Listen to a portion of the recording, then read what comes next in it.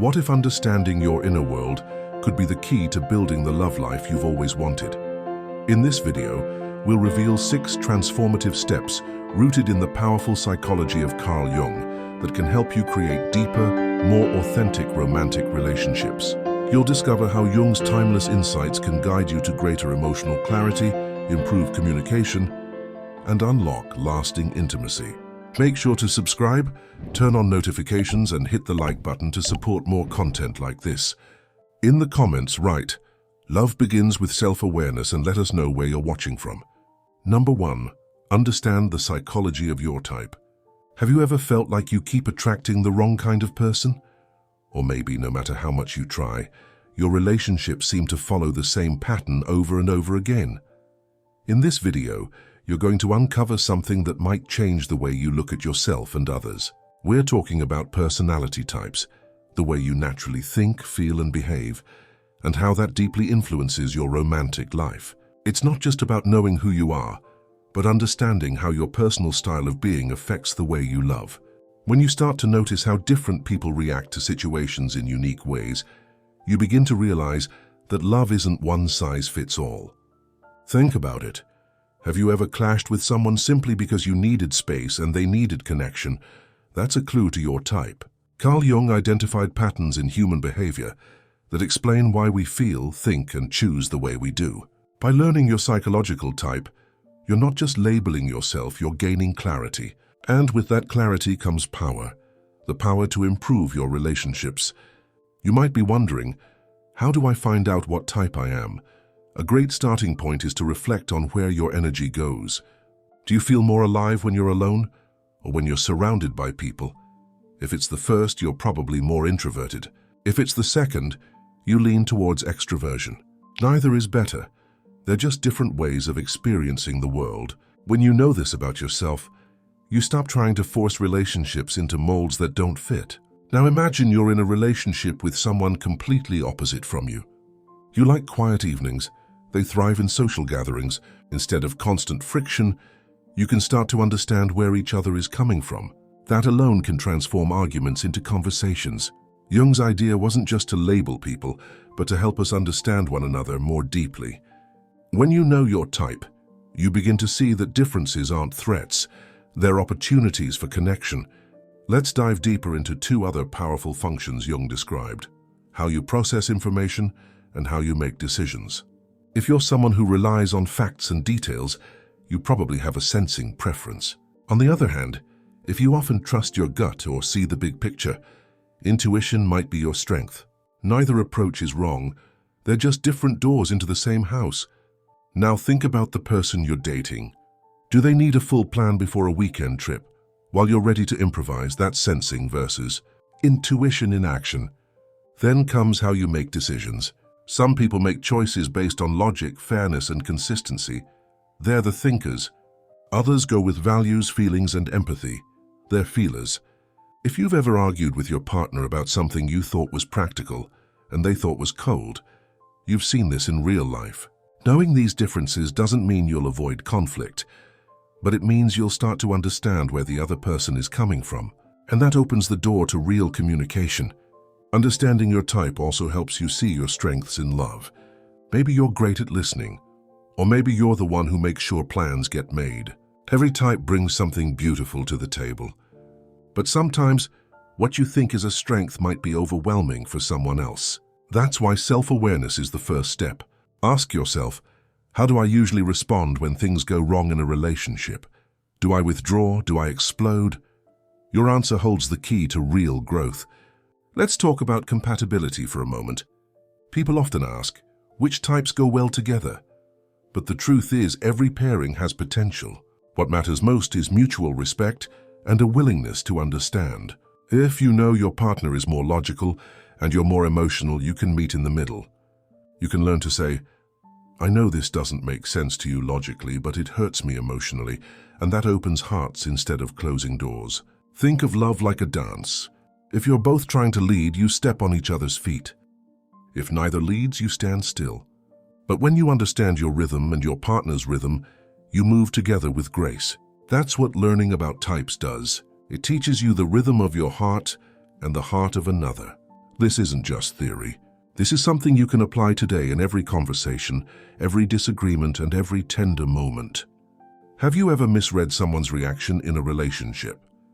Maybe they went silent and you thought they were angry, but they were just overwhelmed. Or maybe you pulled away and they assumed you didn't care. Those misunderstandings are usually differences in type. When you learn to decode them, you stop reacting and start relating. That shift changes everything, and it starts with you. Let's pause here for a moment. Close your eyes and think about your last relationship or your current one. What was your instinctive role? Were you the fixer, the listener, the planner, the feeler? These roles aren't random. They stem from your type. Recognizing your tendencies helps you break free from patterns that no longer serve you. And that awareness is a turning point. It's when growth becomes possible.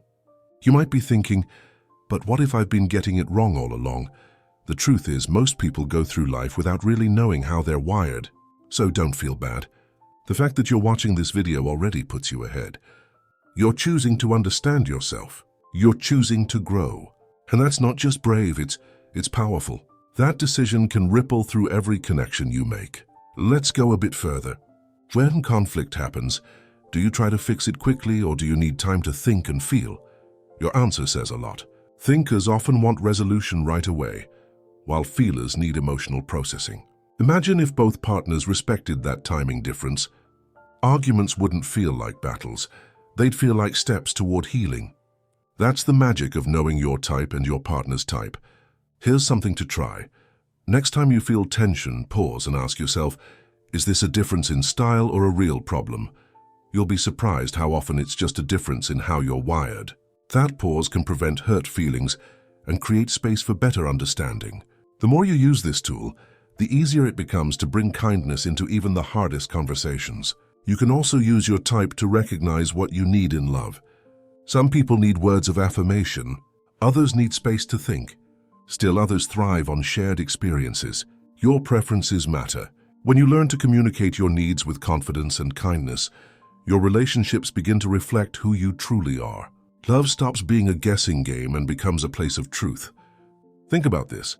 How often do you pretend to be someone else just to please your partner? When you know your type, you stop performing. You start showing up as your full self. That authenticity attracts the right kind of connection. You deserve to be loved for who you are, not who you think you're supposed to be. Let's also talk about how your type affects how you show love. Are you someone who expresses love through actions more than words? Or do you need constant verbal assurance? Knowing your love language and personality type together is like having a personal roadmap for intimacy. It tells you where you're going and how to get there with less confusion and more joy. Sometimes the hardest part is accepting parts of yourself you've always been told to change.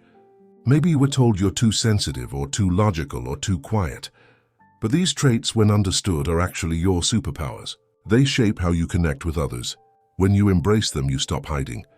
And when you stop hiding, love finds its way to you more naturally.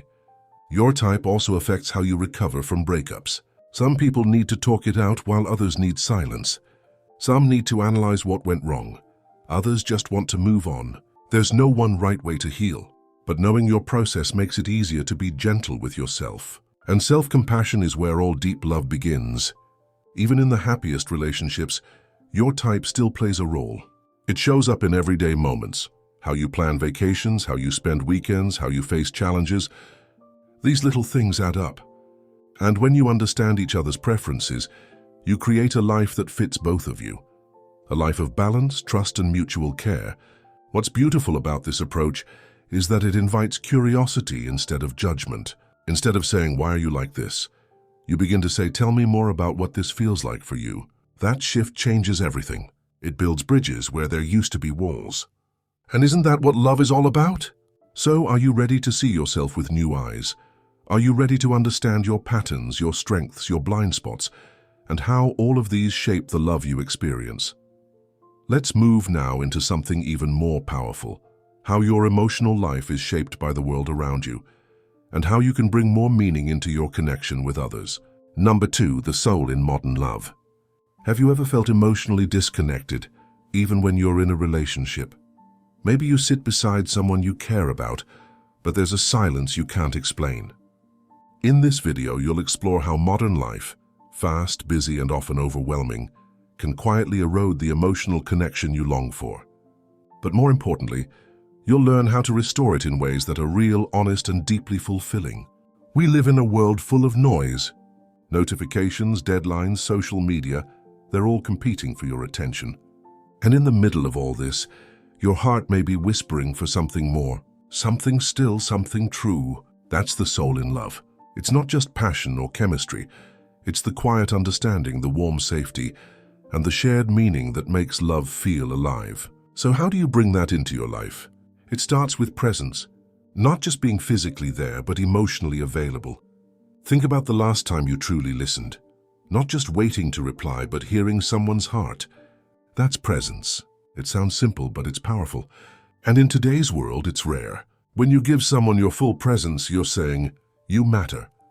I see you." That kind of attention heals more than words ever could. But to give presence, you need to reclaim your attention. Ask yourself, how often do you check your phone during conversations? How often do you rush through moments instead of fully feeling them? It's not about blaming yourself. It's about noticing. Because once you notice, you can choose differently. You can slow down, breathe, and truly connect. Love thrives in slowness. Many people confuse love with performance. They try to be the perfect partner, say the right things, look the right way. But the soul doesn't care about perfection. It wants honesty, vulnerability. It wants you, not the polished version, but the real one. The one with doubts and dreams, fears and hopes. When you show up like that, you give others permission to do the same. That's where true intimacy begins. Not in grand gestures, but in small everyday moments, where you let someone see who you are.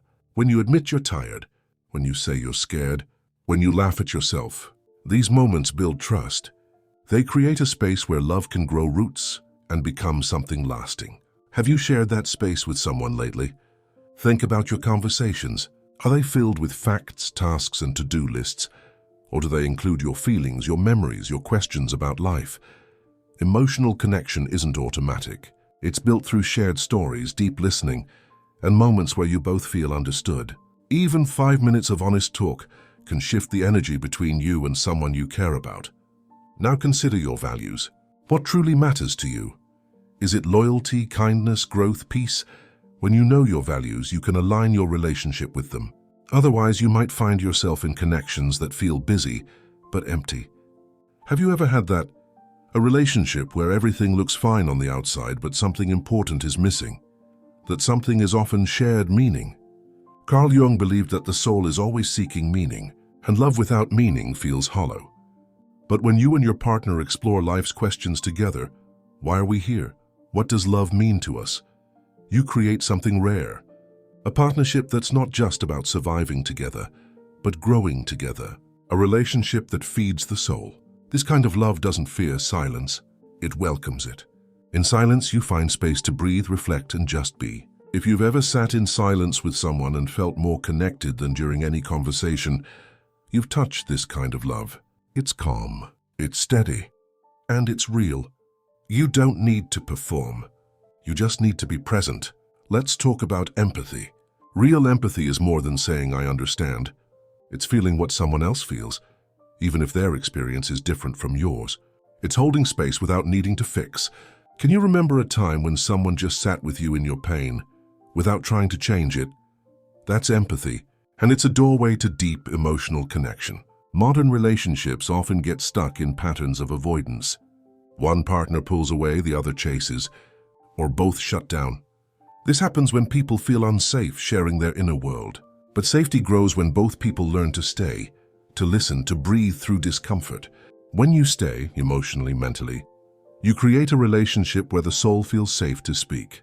Another powerful way to nourish the soul in love is through shared rituals. These don't have to be grand.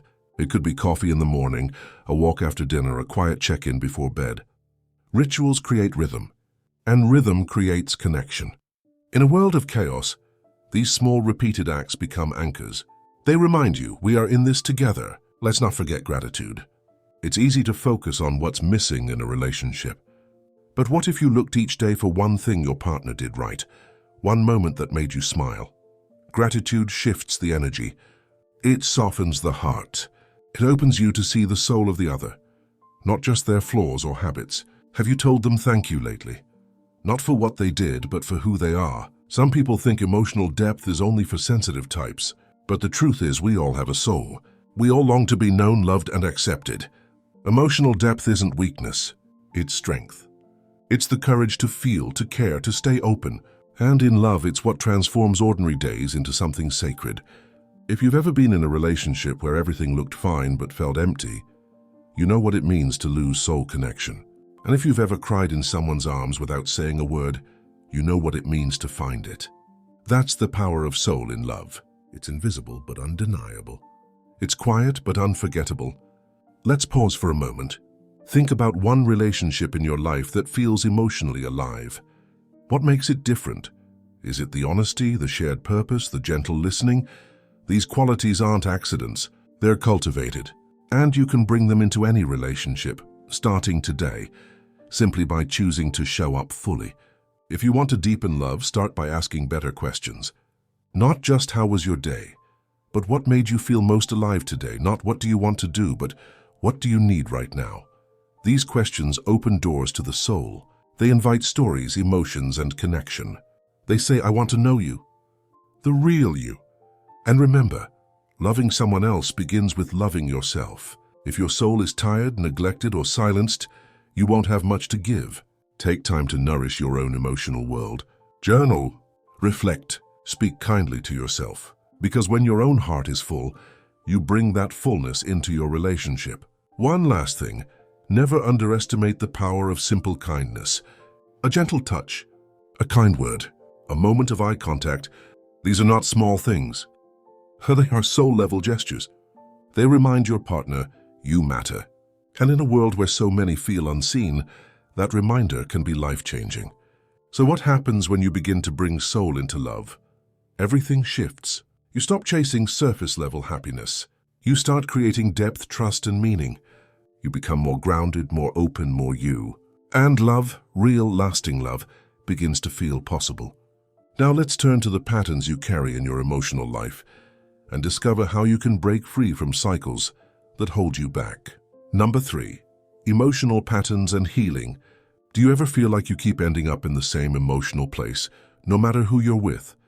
Maybe the faces change, the names change, but the feelings of frustration, hurt, or distance stay the same. In this video, we're going to talk about emotional patterns, the ones that repeat, the ones you may not even notice, and most importantly, how to heal them so your love life can finally move forward. You might be wondering where these patterns come from.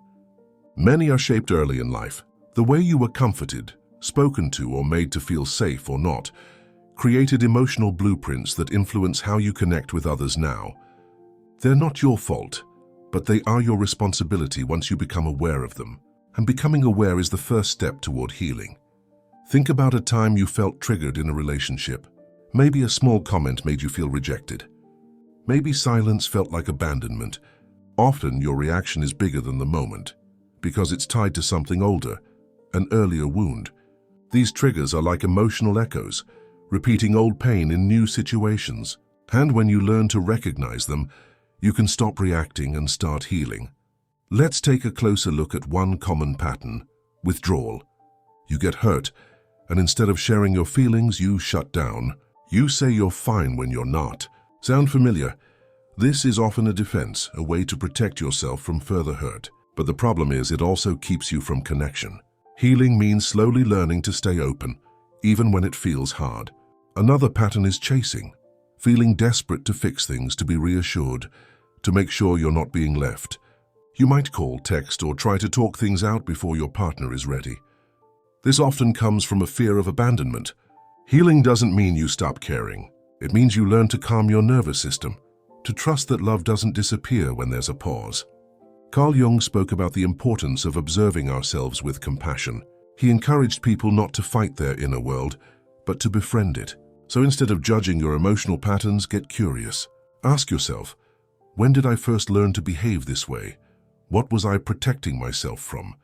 The answers might surprise you and set you free. Let's bring this into the everyday. Imagine you and your partner have an argument. You notice yourself getting defensive. Your heart races. You want to lash out or walk away. This is the moment where healing can begin. Instead of reacting, pause. Take a breath. Name what you're feeling. Say, I'm feeling overwhelmed and scared I'll be misunderstood. That moment of honesty opens space for something new to happen. Healing doesn't mean you never get upset. It means you learn to understand what's underneath the emotion. Anger often hides sadness. Silence often hides fear. When you look beneath the surface, you find the real story, and from there you can choose a different response. You can speak your truth without blame. You can ask for what you need without fear. One helpful practice is writing down recurring emotional situations. Keep a journal. Notice what triggers you, how you react, and what you wish you could say. Over time, patterns will emerge. This awareness helps you create space between stimulus and response, a space where you can choose how you want to act, instead of just reacting on autopilot. Some emotional patterns are tied to beliefs you've held for years. Maybe you believe you're not lovable, or that you always have to earn love. These beliefs shape how you behave and how you let others treat you. Start to challenge them. Ask yourself, is this belief true? Who gave it to me? Do I want to keep carrying it? You have the power to choose again. Let's say you constantly feel like you have to prove your worth in relationships. You overgive, over-apologize, or lose your voice. This usually stems from a belief that love is conditional. Healing means slowly practicing self-worth, saying no when needed, setting boundaries, and allowing yourself to receive without guilt. That shift changes your entire experience of love. Sometimes healing means revisiting past experiences with a new lens. Think about a painful moment in your past relationship. Now imagine your wiser current self sitting beside that younger version of you. What would you say? How would you comfort them? This visualization helps rewire emotional memory. It teaches your brain and heart that safety is possible, even in hard moments. Many people carry shame around their emotional needs. They think they're too much, too sensitive, too needy. But your needs aren't wrong. They're signals from your inner world asking for care. Instead of shutting them down, try honoring them. Say, it's okay to need reassurance. It's okay to want closeness. When you validate your own feelings, you stop seeking that validation in harmful ways. Another key to healing is emotional regulation. This means learning tools to calm yourself when you're upset. Try deep breathing, gentle touch, naming your emotion out loud, moving your body. These small practices help soothe your nervous system and bring you back into connection with yourself and others. And when you feel safe inside, love flows more freely outside. Don't forget the importance of repair. No relationship is perfect. There will be misunderstandings, hurt feelings, and tough conversations. What matters is how you come back together. Learn to say, I was hurt, but I want to understand. Learn to listen, not to respond, but to connect. Repair builds trust, and trust creates emotional safety. Sometimes, emotional patterns are hard to see alone. That's when asking for support helps. A trusted friend, a therapist, or even a helpful video like this one can reflect your blind spots and offer new perspectives. Seeking help isn't weakness, it's wisdom. It says, I care about my growth. I care about my relationships. And that care leads to real change. You might be wondering, how long does it take to heal? The truth is, healing isn't a finish line. It's a process of showing up, again and again, with awareness, kindness, and commitment. Some days will feel easy, others won't. But each step brings you closer to the love you deserve. And every moment of self-compassion plants a seed for a better tomorrow. Let's revisit one more example. Imagine you're in a new relationship and your partner forgets to text back. Instantly, your stomach tightens. You start overthinking. What did I do wrong? Are they losing interest? This is a moment to pause. Breathe. Ask yourself, what am I afraid of right now? When you meet that fear with love instead of panic, you change the outcome. Sometimes patterns come from cultural or family expectations. Maybe you were taught that emotions should be hidden. That crying is weakness. That asking for help is shameful. These messages run deep, but they're not truth. They're conditioning, and you can unlearn them. With every honest conversation, every boundary, every healing step, you rewrite the story. You don't need to be perfect to be loved. You just need to be real. Emotional patterns aren't flaws, they're clues. They show you where your heart needs care, where old pain still lives, where healing wants to happen. When you start seeing them with gentle eyes, you stop fighting yourself. And that's when true growth begins. As you practice all of this, awareness, regulation, communication, self-compassion, you'll begin to notice shifts. Arguments become opportunities. Silence becomes peace. Love becomes less about survival and more about thriving. And you become the kind of partner you've always wanted to be. Now that you understand how emotional patterns shape your love life and how to begin healing them, you're ready for something even more transformative. Putting it all together. Imagine combining your personality type, your emotional awareness, and your soul connection into one clear path. Let's take everything you've learned and explore how to make lasting change starting today. The power to love with awareness. As you've seen throughout this video, transforming your love life isn't about changing who you are. It's about understanding yourself more deeply. By recognizing your personality type, reconnecting with emotional meaning, and healing past patterns, you unlock a more conscious, fulfilling way to love. Real love begins when you show up with self-awareness, presence, and care. So take these insights and apply them to your everyday moments. Growth in love is not only possible, it's within your reach. If you've made it to the end, comment below. I choose love with awareness. Don't forget to like this video, subscribe to the channel, and click the bell icon so you never miss a new insight.